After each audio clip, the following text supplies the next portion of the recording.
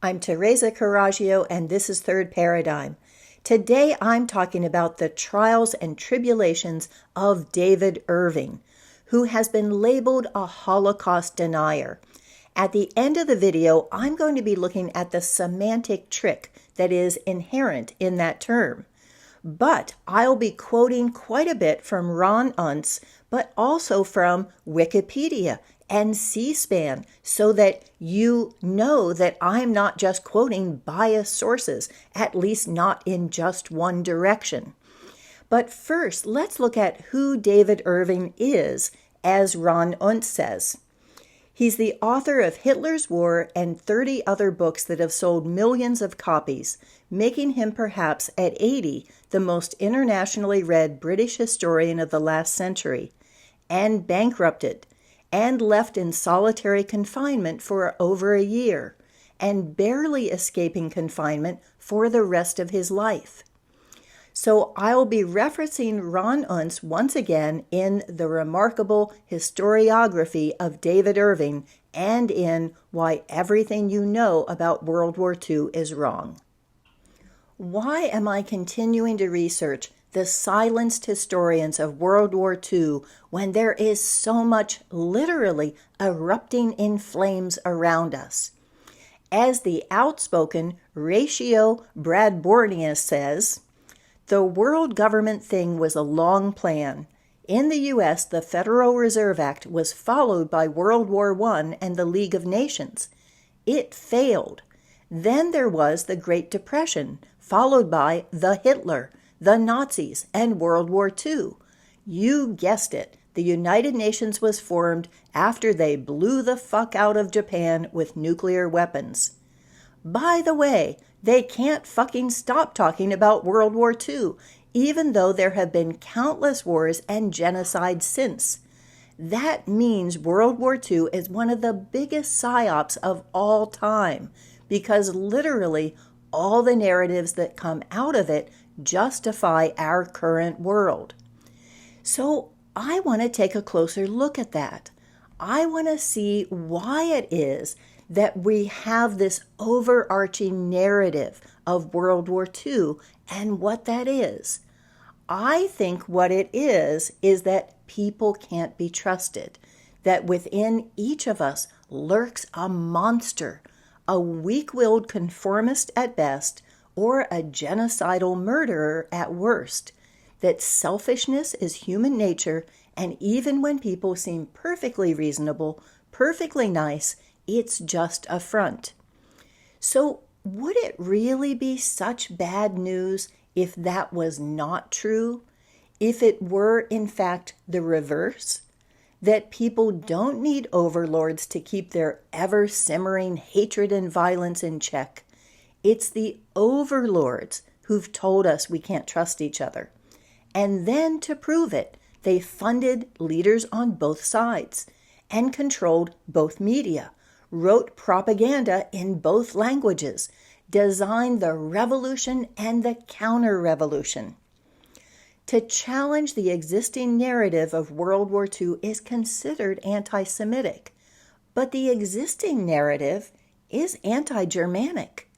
If this narrative was not true, it would give Germans back their integrity as a people. Is that horrifying? Why can we not mention historical data that may incriminate some members of one race, but can't question the collective damnation of an entire other? As a citizen of the United States, I see it as my responsibility to understand the truth about what's done to other people in my name.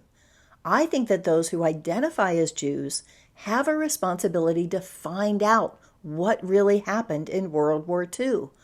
It is not Jewish activists who bomb a printer to prevent publication of a historical text. It's Jewish terrorists. It's not Jewish activists who force universities to fire historians or publishers to revoke book deals or venues to refuse speaking engagements. Those are acts of intimidation.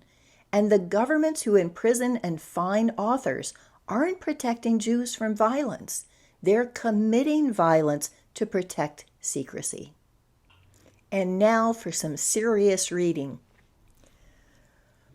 Ron Unz describes Irving as regularly deploying his remarkable command of the primary source documentary evidence to totally demolish my naive History 101 understanding of major historical events. It would hardly surprise me if the huge corpus of his writings eventually constitutes a central pillar upon which future historians seek to comprehend the catastrophically bloody middle years of our hugely destructive 20th century, even after most other chronicles of that era are long forgotten. He continues, carefully reading a 1,000-page reconstruction of the German side of the Second World War is obviously a daunting undertaking, and his remaining 30-odd books would probably add at least another 10,000 pages to that Herculean task. When confronted with astonishing claims that completely overturn an established historical narrative, considerable skepticism is warranted, and my own lack of specialized expertise in World War II history left me especially cautious. The documents Irving unearths seemingly portray a Winston Churchill so radically different from that of my naive understanding as to be almost unrecognizable. And this naturally raised the question of whether I could credit the accuracy of Irving's evidence and his interpretation. All of his material is massively footnoted, referencing copious documents in numerous official archives. But how could I possibly muster the time or energy to verify them?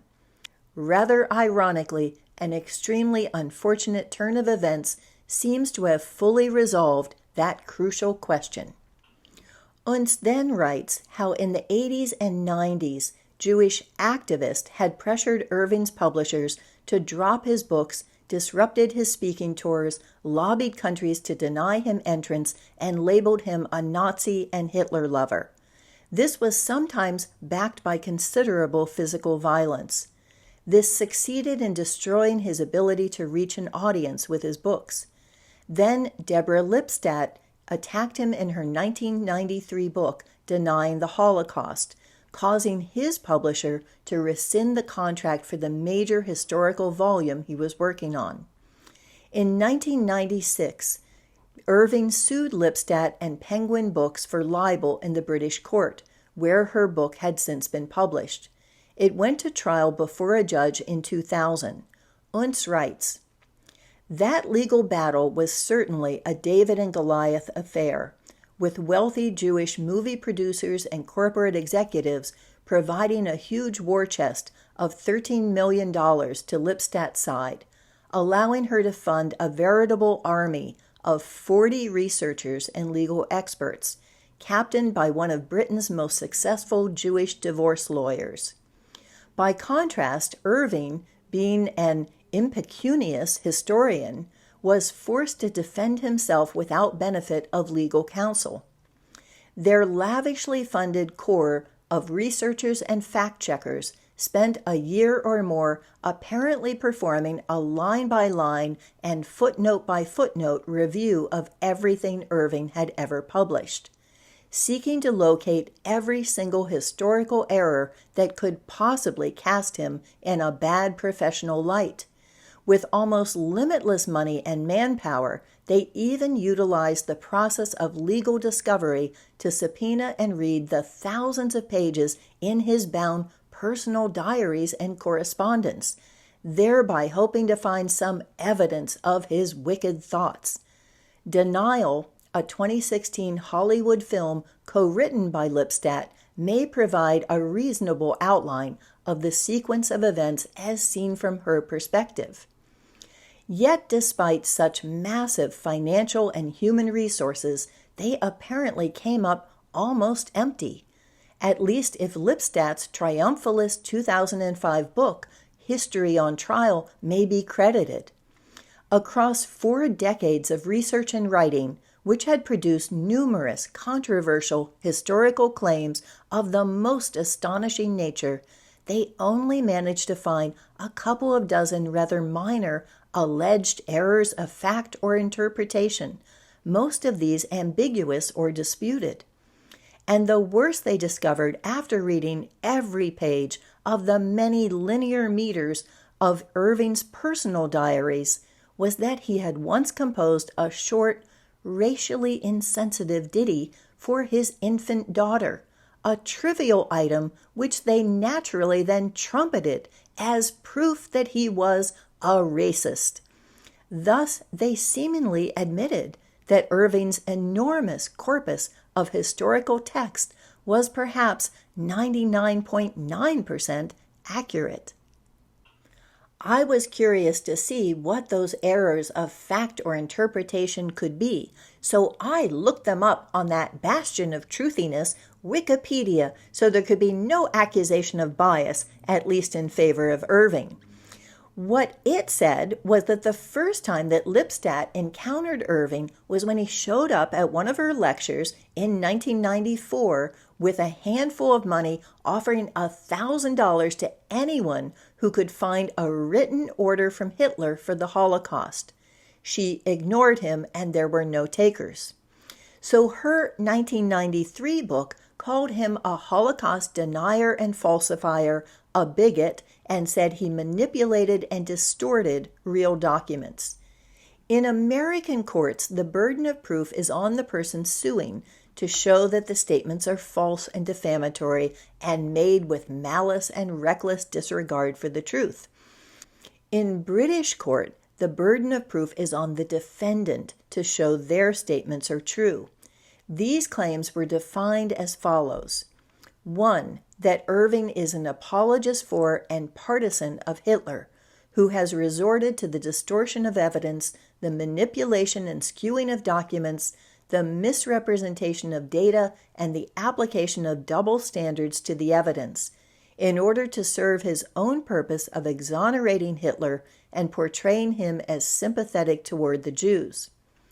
2. That Irving is one of the most dangerous spokespersons for Holocaust denial, who has on numerous occasions denied that the Nazis embarked upon the deliberate, planned extermination of Jews, and has alleged that it is a Jewish deception that gas chambers were used by the Nazis at Auschwitz as a means of carrying out such extermination. 3. That Irving, in denying that the Holocaust happened, has misstated evidence, misquoted sources, falsified statistics, misconstrued information, and bent historical evidence, so that it conforms to his neo-fascist political agenda and ideological beliefs. 4. That Irving has allied himself with representatives of a variety of extremist and anti-Semitic groups and individuals, and on one occasion agreed to participate in a conference at which representatives of terrorist organizations were due to speak. 5. That Irving, in breach of an agreement which he had made and without permission, removed and transported abroad certain microfiche of Goebbels' diaries, therefore exposing them to a real risk of damage. 6. That Irving is discredited as a historian. On the question of Irving as a historian, Cambridge professor Richard Evans was the lead witness. He and 2 associates spent over 2 years combing through Irving's work and concluded, not one of Irving's books, speeches, or articles, not one paragraph, not one sentence in any of them can be taken on trust as an accurate representation of its historical subject. All of them are completely worthless as history, because Irving cannot be trusted anywhere in any of them to give a reliable account of what he is talking or writing about. If we mean by historian someone who is concerned to discover the truth about the past and to give as accurate a representation of it as possible, then Irving is not a historian. What was the evidence that Irving distorted? Irving cites a 1942 memo by the chief of the Reich Chancellery, where he said that Hitler wanted the Jewish question put on the back burner until after the war. Evan said Hitler may have said that, but he didn't mean it literally. When Irving points to the many times Hitler and German officials talked about resettlement in the East for the Jews, another witness insisted quite firmly that the term resettlement was only a euphemism for extermination and nothing more. A third witness countered that the lack of a written order from Hitler didn't actually mean anything because although no such order was ever written down, Hitler had almost certainly made statements to his leading subordinates indicating his wishes in regard to the Jews of Europe during the war, thus rendering the need for a written order irrelevant. Irving retorted, "It is a terrible problem, is it not, that we are faced with this tantalizing plate of crumbs and morsels of what should have provided the final smoking gun, and nowhere the whole way through the archives do we find even one item that we do not have to interpret or read between the lines of. But we do have in the same chain of evidence documents which quite clearly, specifically, show Hitler intervening in the other sense." The judge's ruling concluded, Irving has, for his own ideological reasons, persistently and deliberately misrepresented and manipulated historical evidence, that for the same reasons he has portrayed Hitler in an unwarrantedly favorable light, principally in relation to his attitude toward and responsibility for the treatment of the Jews, that he is an active Holocaust denier, that he is anti-Semitic and racist, and that he associates with right-wing extremists who promote neo-Nazism. Therefore, the defense of justification succeeds. It follows that there must be judgment for the defendants. In 2005, C-SPAN did a book review on History on Trial, Deborah Lipstadt's triumphant book that was later made into a movie. Lipstadt refused to allow them to film any of her lectures, saying that that would turn it into a debate. So instead, they interviewed T.R. Reid from the Washington Post, who viewed Irving as pathetic. So Reid said, "I don't know why David Irving brought this suit. He was doomed to lose on day one. If you look at the dynamic of British society, there was no way in the world that Justice Gray, a senior, respected member of the British Bar, was going to say the Holocaust didn't happen. It just wasn't a winner from the beginning. I don't know that Irving cared. His life as a historian was wrecked already. I felt from day one there was no way Irving could win this case. There's no way that a British court would have said that this distinguished American professor is wrong in saying the Holocaust occurred and Hitler knew about it." Reid, who mentioned several times the proper attire of the Whig judge and barrister versus Irving representing himself in his one suit, gives an example of Irving's cluelessness. At one point, he brings up how Anne Frank's diary was written in a type of ink that didn't exist in World War II. The barrister gets up in his powdered wig and says, "Really, my lord, really, I really do think that this is becoming the most frightful waste of time." And the judge says, "At least this time it's relevant," and they have a good laugh. So the question of whether the diary of Anne Frank is a forgery is a frightful waste of time. However, Irving is a liar who distorts historical documents because he takes them literally rather than as euphemisms. That and a racially insensitive ditty for an infant is the most damning evidence $13 million could buy in examining over 10,000 pages according to the impartial Wikipedia. As a result, although Lipstadt said that she refused payment, Irving was charged for court costs between £1 and £2 million. He had to sell his central London home and declare bankruptcy and move with his wife and his disabled daughter. 4 years later, on a quick trip to Austria, he was arrested for statements made 16 years earlier that seemed innocuous at the time. Unz writes, initially, his arrest was kept secret, and he was held completely incommunicado. For his family back in Britain, he seemed to have disappeared off the face of the earth, and they feared him dead. More than 6 weeks were to pass before he was allowed to communicate with either his wife or a lawyer, though he managed to provide word of his situation earlier through an intermediary.